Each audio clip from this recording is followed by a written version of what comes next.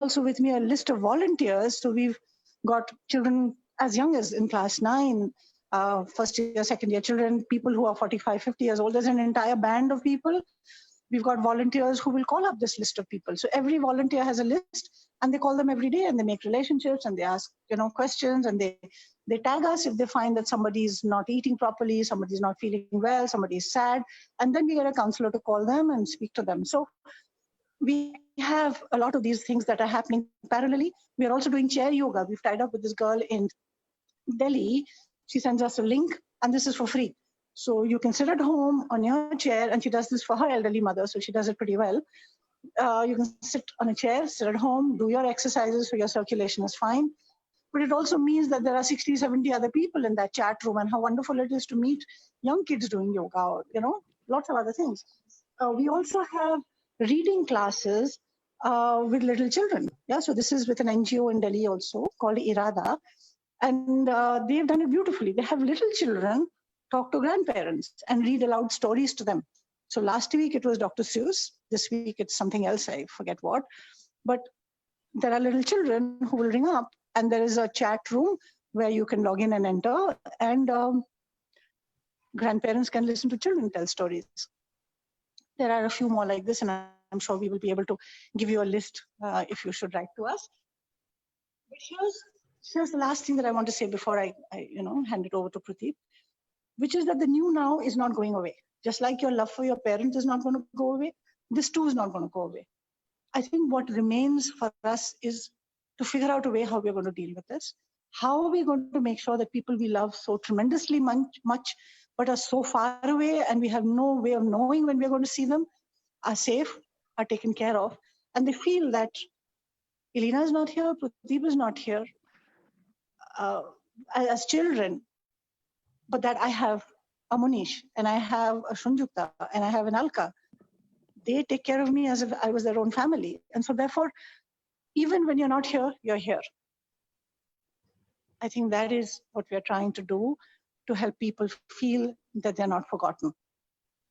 Thank you all for listening. I hope you heard me, because I have no way of knowing if the chat is on or not. You should have listened. So this is Pradeep.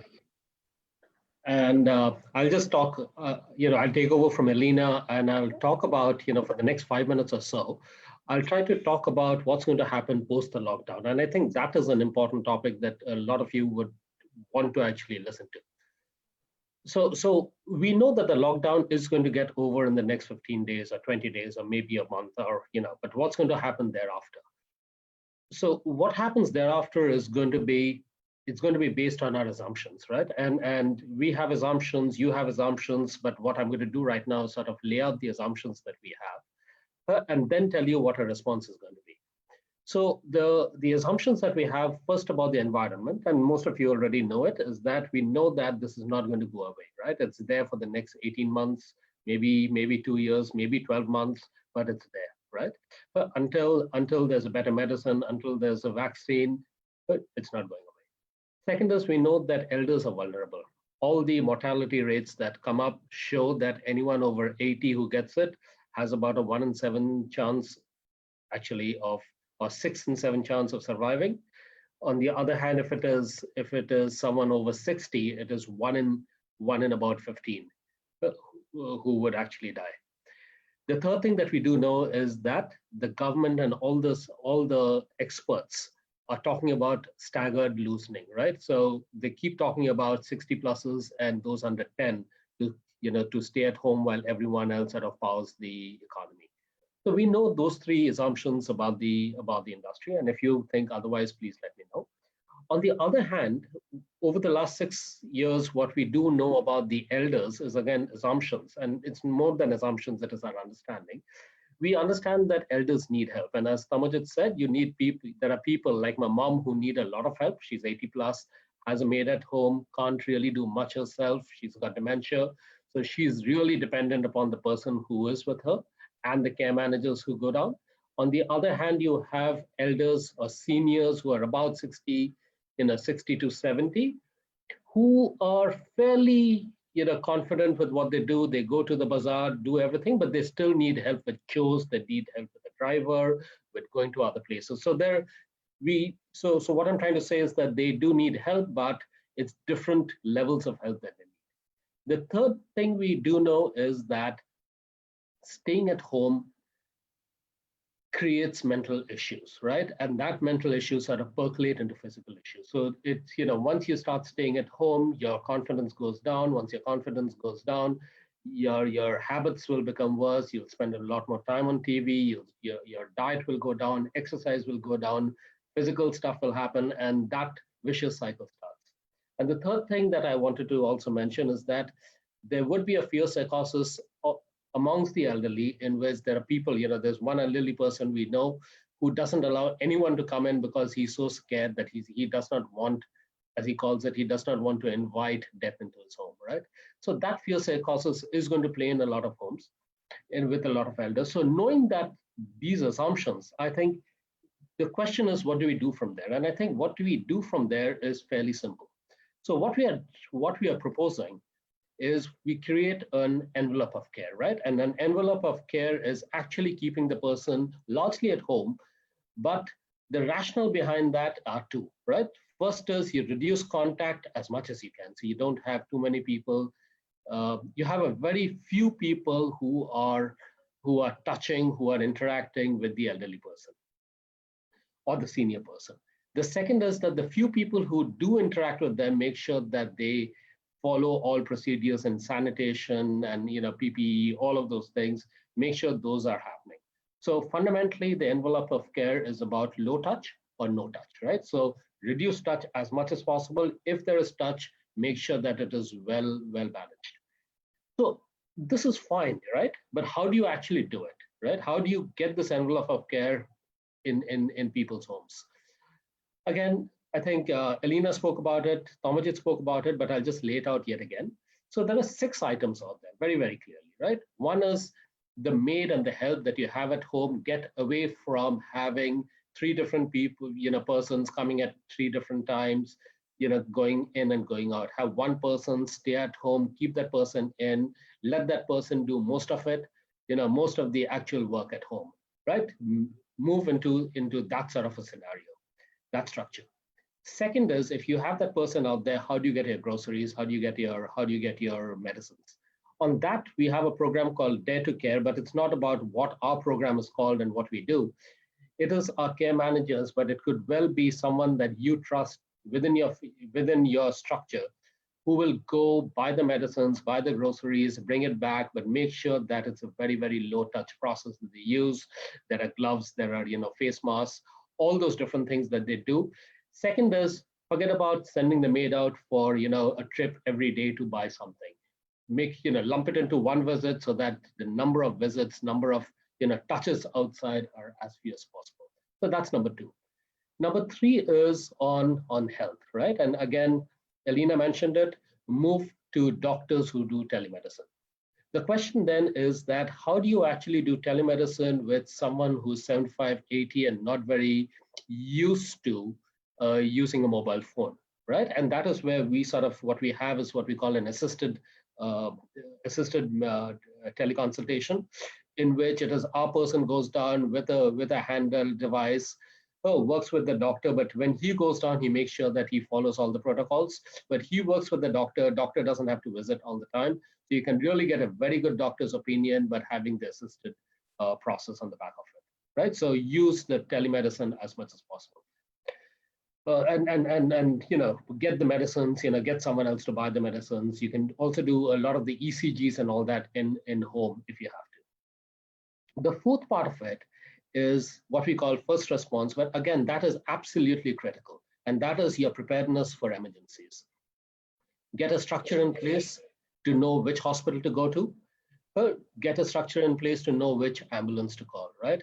Again, the system right now is very fluid because there are some hospitals which are the COVID hospitals, some aren't, and therefore, as a result, there is always a little bit of flux about where to send someone in an emergency. That is where actually we have a very good understanding, because we work with hospitals, work with doctors. We can actually tell you, where is the right place to send a person to. But it's not only about knowing the hospital, it's also about making sure that once you get the ambulance, number one, you're not ripped off at the ambulance level. Number two is when the elderly person goes into hospital, how do you make sure that the admission is actually done? Because in a lot of cases, they'll say, oh, but we don't have a seat, right? Or we don't have a bed. You need to take us somewhere. At that point, what you don't want to do is to run around and try to figure things out. And that is something we do pretty well. But if you know doctors, if you know people, you can build that structure yourself. The fifth part is about care monitoring. And I think that is absolutely, again, critical because that gives you a view of what's happening in the home. So I keep telling everyone, talk to your parents, talk to them, understand what's going on. But often what you realize is that just talking to them may not give you the full picture. I worked in banking and we always know that two pairs of eyes work a lot better in many cases. So having a third person giving a view, it could be your neighbor, it could be someone else who visits or at least looks on, calls, is always good because you'll get a few different points of views and you sort of stitch those points of views to figure out what you need to do for your parents, right? What we do is we do a mixture of calls, visits, calls to the maid, all of those different things, and we do it pretty frequently that we have a very good sense of what's going on. The last thing is about mental health, and we keep mental health. Even I in my list have kept mental health right at the very very bottom, but I think mental health is critical. We don't want the person to be depressed. None of us like to be caged up, and that the same thing goes with the elders. Someone, when we sent out this invite, someone actually said, can you take my mom out in a car and around the neighborhood and come back, right? Now in these cases I don't know what the answers are, but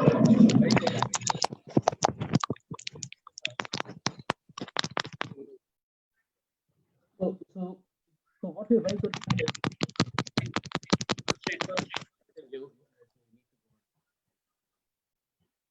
so I think it is to be able to actually figure out what needs to be done, whether it is care yoga, whether it is volunteers. It is to look at what's happening and then find a solution to me. We call it talk to me, but talk to me has different facets to it that we can look at, right? So knowing that these 6 things are important, right? And as I keep saying, do it yourself if you can. A lot of people have good structures, do it yourself. If not, the question then is what is it that we are doing, right? Tribeca. So I think the way that we are now trying to structure ourselves is that these 6 items is getting more and more critical. So we are really building robust solutions around that. So the lockdown has started something that we need to have good people, and on the other side, we need to have good technology. You bring those together and you get good processes, and those are the things that we are really doing to build out this entire these 6 propositions that I spoke about. The second part of what we do, and I think we will actually beef it up a lot more, is we have to give control back to people like you, back to people who are the real carers far away in a faraway land, because the decisions to a large extent has to be done with you. We know that when there is more information with you, we make better decisions. And we have seen so many of our members who do better when the person on the other side, when his son or daughter is actually a lot more involved, right? So what we are doing as a result are a few things. One is our care manager is reaching out and talking a lot more to people who are, in a different place and trying to manage their parents' well-being. We have cameras in homes if you have to, so there is technology that you can put in. There's a lot more supervision that we are putting in, so the escalation matrix that we have, whether it is Jantada, whether it is Alina, whether it's Tamajit, me, we are one click away, so just talk to us. So very, very strong on escalations because we can solve a lot of different things. We are also putting a WhatsApp, centralized WhatsApp that we will be putting out, in which nearly everything that is happening with your parents will be pushed into WhatsApp, into you. So it's not even, we already have an app, but it's not going to be as onerous as an app. You can just, almost get a ping all the time, or not all the time, whenever something of importance is happening. So these are the few things that we are trying to do. A couple of other things. One is that as an organization, and which Jantada is trying to do extremely well, is that we are keeping in touch with the powers that be, whether it's the police, whether it's the bureaucrats, whether it's the hospitals and doctors, because it's almost putting our ears to the ground and understanding what is happening. Again, there's a lot of fluidity, there are a lot of containment zones, And to navigate that, we have to have, a little bit of inside speak and inside understanding, with the police, with the bureaucrats and all of that. So if there is food, even if there is a containment zone and food or something needs to be given, we will find a way to do it, right? We will make sure that the members are safe. In addition to that, few of you have actually come back to us saying that are there other services that we can provide, which is not really care, but they need it. So just recently we have launched something around property management. It's very small things like, can you get the repair done in my mom's home? Or we have a flat that needs to be cleaned and the taxes paid and all of that. So again, we have created that so that many of you can actually get the benefit of it and not fall in the hand of touts. So that's it. And what we really want to do is to understand from you if there are other things that will probably benefit you. So do reach out to us. To end my speak and then get onto the Q&A, which I'm sure that all of you have a lot of questions. What I would want to say is that these are trying times, and our intention was to give you a flavor of the situation here in Kolkata and of the elders that we manage. When you're a carer, your own situation sometimes seems very, very unique, sometimes very insurmountable. After 6 years of doing this, doing Tribeca, we know one thing. Everyone thinks that they have very, very unique situations, but then those situations look impossible and daunting sometimes, but talking about it always helps, right? There is a precedent, or there is a flavor of a precedent, and we can always find solutions. This entire talk that I gave towards the end seemed a little bit too much of a doom and gloom, right? And I'll tell you why it's that, right? And you have to understand where we are coming from, what our philosophy is. We, as a company, we try to hope for the best and prepare for the worst, right? And that's something that we always try to do. A lot of people try to do that. We also understand it is good to be optimistic, but yet we have to stay grounded. But we have to stay grounded because it's the lives of those we love that we're talking about, right? This is not something very, very iffy. And therefore, sometimes staying cautious and doing the right thing, maybe a little on, erring on the side of caution is the right thing. So I just want to end with that. What I'm going to do right now is to hand it over to Alka, and if there are questions, we'll be very, very happy to answer those. Alka? Yeah, thank you so much, Prateek. I'm sure many of us will benefit from this session. So you can ask your questions in the chat box. We have already some questions coming up. I am unmuting Papri so that you can ask your question.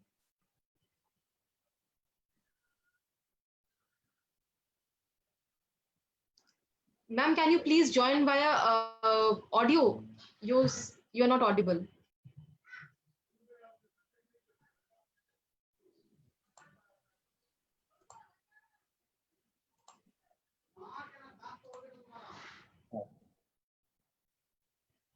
Yes, yes. Properly, you may speak. Yes, yes. No, we can't hear you. So maybe Alka, why don't you just read out the question and then I will read out the question. So ma'am has asked, in hospital, the admission done by you or one of the patient relatives have to be there for admission? So I think Jointada would the question, yeah. Jointada, you have to unmute yourself, Jointada. Yeah, madam, actually, in many of the cases, no relative or no neighbor or no local relatives are also available whenever there is a hospitalization need. So in that cases, we send our care managers, and ambulances are also being sent, and we take the patient to the hospital and do everything required for smooth admission. And thereafter, when the admission is over, we update you that what has happened and what type of treatment is going on. Okay, so you need not be worried whether you are in Kolkata or not. So just to add, one of the things that people would have to do is to give us a little money that we actually keep aside. Yeah, that is the monetary matter. So most of our members, they keep some deposit with us, at least a deposit of 50,000 rupees or 1 lakh, which is needed for at the time of the admission, and subsequently they can transfer the money online as per the requirement, WhatsApp to them or send to them by mail. So in this way, the treatment continues till the discharge. Right. And every day there is a visit, and if required, and then update is given to them by WhatsApp or email. So the good thing out here is that, just to add, the good thing is that we have good connections with the hospitals. So we get a lot of information from the doctors directly that we can then pass on. So that's one thing to remember. Second is that on the money side, right, it is almost like keeping an interest with us. And if the money is not required, we then hand it over to you. So that's the way that they hold. Definitely, definitely. Alka?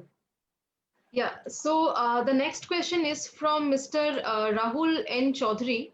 He's already a member and want to ask something. Rahul, please go ahead. Hi, hello. Yeah, Welcome. so my question. So yeah, I'm your member for almost 5 years, so no complaints. And my parents are in touch with Swaraj, who takes care of them. Yeah, But yeah. I think right now, my parents are alone. My mother just had a cancer surgery last year, so she's doing well so far. But I think as of now, there are no like full-time maids that we have, so they rely on 2 part-timers who comes at least do the cooking, which are like essentials. But I Yeah. don't know how long it can carry on given the things are escalating in Kolkata. I see the number rising, and maybe going forward they might stop people visiting inside the apartment building. So how you think in this kind of situation, they can get some assistance or some support function? And also I wanted to ask if by any chance Swaraj or any care manager is not reachable, what's the next call that they can make and to whom? So your first concern is regarding the part-time maids who are working at your place. See, I mean, if they go on. the part-time maids. You see, in case it happens like that, there is a complete shutdown and there is a complete restriction of movement of the maids and anybody in the road, or in these cases, we suggest that you keep a 24/7 maid. That way, it is more safe for you also, because these maids who are coming to your house, they may be going to other houses also. So for the Luckily elderly they people, don't so far. Luckily they maybe, don't. maybe. Yeah. But for the elderly people, it is always better that somebody stays with them 24/7. Okay, 24 hours they stay with them. So we can provide 24 hours maid to you if something like that arises in future. Okay. You just keep in touch with us. Then Swaraj can tell us whatever you need. This is number one. And your number two question was that what you said. Yeah, if by any chance Swaraj is not available by phone, what's the next? Well, we have got an emergency number. I think you may be aware. Okay, that that number can dial. Okay. That number. Now that number, it lands up the call with 5 people in our company, including myself. So anyway, there will not be a miss. You may be rest assured. Got it. Okay. Just to synopsize on this one, right, Rahul? On this one, I think we would always at this time recommend that you have one person go back to the envelope of care concept. I think that is very critical, because you don't even know. It's not about this person going to a different home. It's also what happens into her, right? So go back into fewer people at home. That's number one. Two is that we will, there is Swaraj, there is the emergency numbers. You'll shortly get a WhatsApp, which is going to be reachable with a lot more people. So there are lots of these channels through which you'll be able to reach us if necessary. Yeah, no, I get it, but sometimes with elderly people, they're stuck with one kind of person whom they might be dealing with for the last 10 years, 20 years. So that's another challenge I face to switch people to a full-time person or whatever. But I get it from where you're coming, given the situation is very unique with this COVID-19. We should stick with 24 hours if possible, but sometimes it's very hard to get the parents or elderly to try to understand and fall into those lines. But yeah, I mean, I'll keep in touch with Swaraj if by any chance those part-timers are not available or they are not able to come, and how we can manage the situation better. Thanks. Thank you so much, Rahul. I hope you are satisfied with the answer. So we have one more question from Mishtu. So I am unmuting you, Mrs. Mishnu. You can ask your question. You're also a member with us. Please go ahead. Yeah, my question is very similar to Rahul Chaudhary. So essentially, it's about the attendant. We had two attendants, one in the morning and one at night. But the person who was at night, she was locked out. She just couldn't go back home. So it's not through her own volition that she's staying 24 hours. But the moment she's providing an excellent care, and I'm very thankful for that, very grateful and grateful as well. But my question is, once the lockdown lifts, I'm very sure that she would want to take leave or go home. Then how do we manage it? We have to get another 24-hour person then. And then because this current person is very honest, we are very pleased with her. So we need another person to replace her. Then the handover, the whole issue of change management will have to, take over. So I don't know, how do I manage that bit? Hi, so let me take that question. My name is Tomajit. So I think it's a very valid question, right? And I think, as Pradeep mentioned, that I think we need to be a little fluid over the next few days and weeks, because we even don't know which day the lockdown is coming off, which day she wants to go back, etc., right? So what we have done with the entire the manpower team, who's basically managing the nurses, attendants, all of them, they are, I think, in constant touch with the attendants and the nurses, trying to figure out what their personal positions are, what is in their head, when will they go back, etc. Correct? So we are aware of the fact that in some of these cases there needs to be a replacement.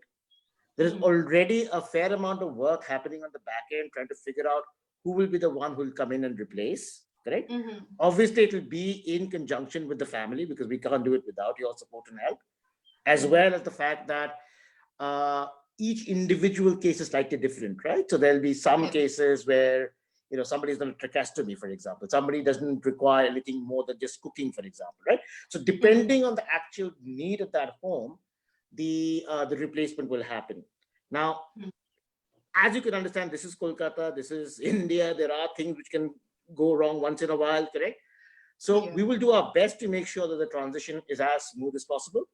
But bear with us if some things go wrong. Be rest assured that we'll try and make sure that even if things were to go wrong for a couple of days, we'll try and bring it back on track as soon as possible. But we are aware that these replacements will need to happen. They've already happened in some cases already, by the way, during the lockdown period. But yeah, so we will obviously keep a very close eye on that. Yeah, I mean, while we're trying to minimize the number of people coming over, but at the same time, don't want to overload the person who's currently providing very critical care. So I have to at times get another person to clean the house, not just dumping everything on this lady who's already helping us. So there's a bit of that. So I just can't shut off everyone, just have to bring in, but then with the caveat that there has to be personal hygiene and of course, and I think you're right. I think each family has to take a decision based on their situation, right? So when we say don't try and bring too many people from outside, in many cases it's not possible, right? You will still have people coming in from outside. I think the advisory from our side is try and keep it as low as possible, right? But beyond the point, obviously, there are situations and circumstances which are different for each family. Okay. All right. Are they being trained, or they've been given certain directives, regarding the PPE or, the hygiene side of things? Because whatever is coming, it's coming from us. But is Rebecca just providing them with some instructions? So I think the lockdown happened quite suddenly, obviously. So in many cases, face-to-face or a physical training has not been possible, as you can understand. But what the team has done is that I think there is a rota, maybe every second or third day, they're having a call with them separately, with the attendants, right? So in some cases, PPE was sent or was made available. In some cases, I think the families themselves have done it, right? So it's been a bit of, figuring out at that point in time. We have tried, at least from a phone-based advisory perspective, just like we're talking to you today, the whole team talking to the attendants and the nurses on the other side as well, which you probably don't see, but that's happening on the back end. Because they're also, see, like, just like us, they're also getting depressed, right? I mean, it is not a Yes. job that a lot of them love doing, in the sense that it is a hard job, right? It is, they're missing their families and all of that, right? So keeping their mental health is in and of itself another challenge as well, right? For us. Absolutely, absolutely. Yes. Yeah. So, but anyway, thanks for the current, way things are happening, because we really don't have that much, that many choices. So just we've got to work with whatever we have. Thank you so much. Yeah, thanks. Thank you so much. So we have this gentleman who has raised his hand. I am unmuting you. Please go ahead. Welcome to this webinar.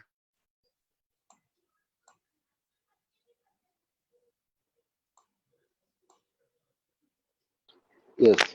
Good afternoon to all of you. Ma'am, one point you have told that you can take care of the patient who to whom you can admitted them to the hospital on your own if the neighbor or the spouse are not available.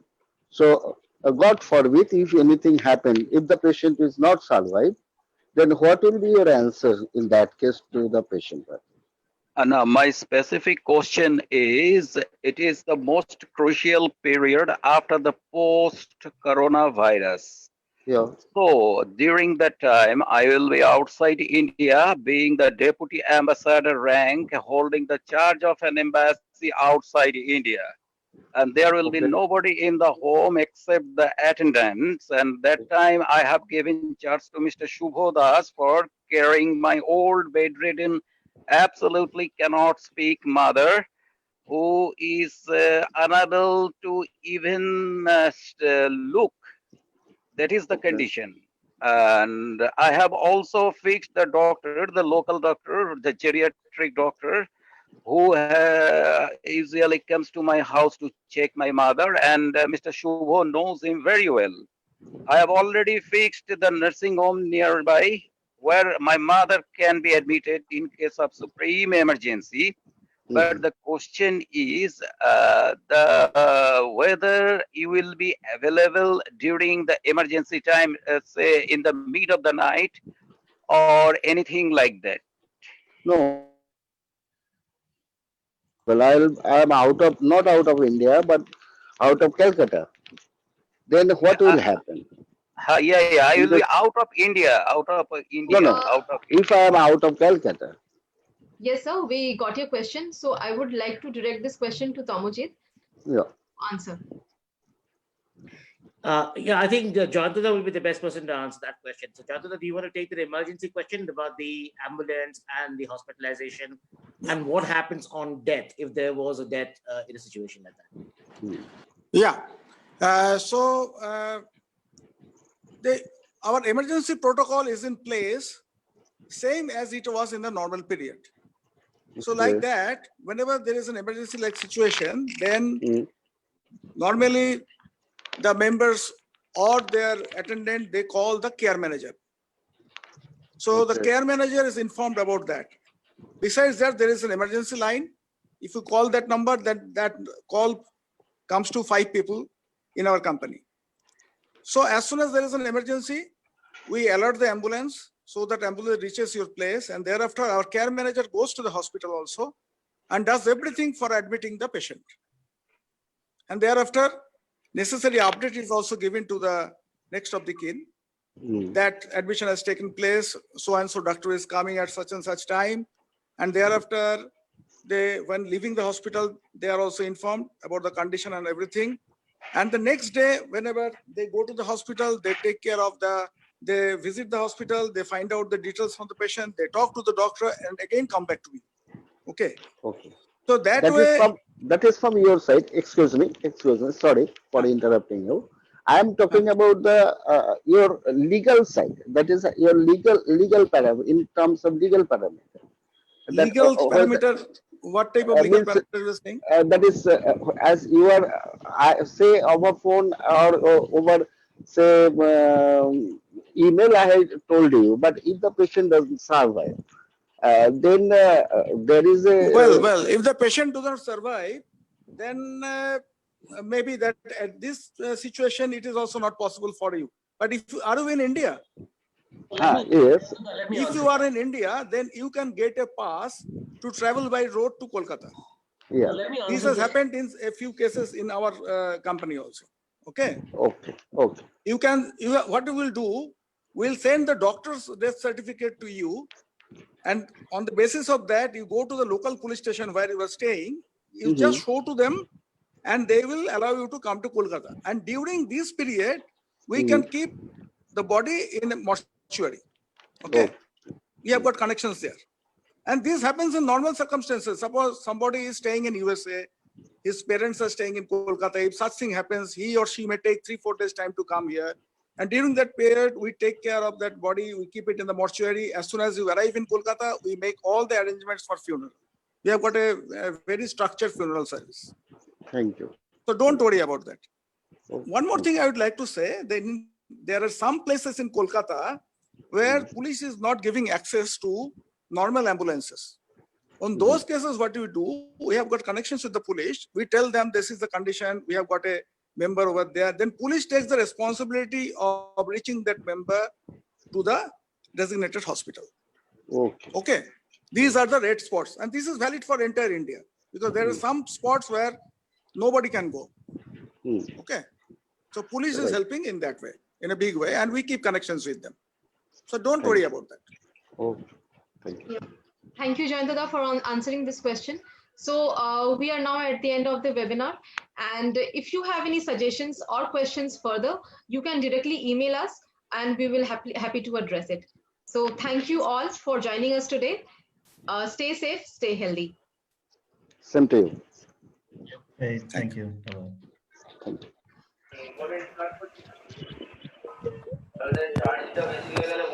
you.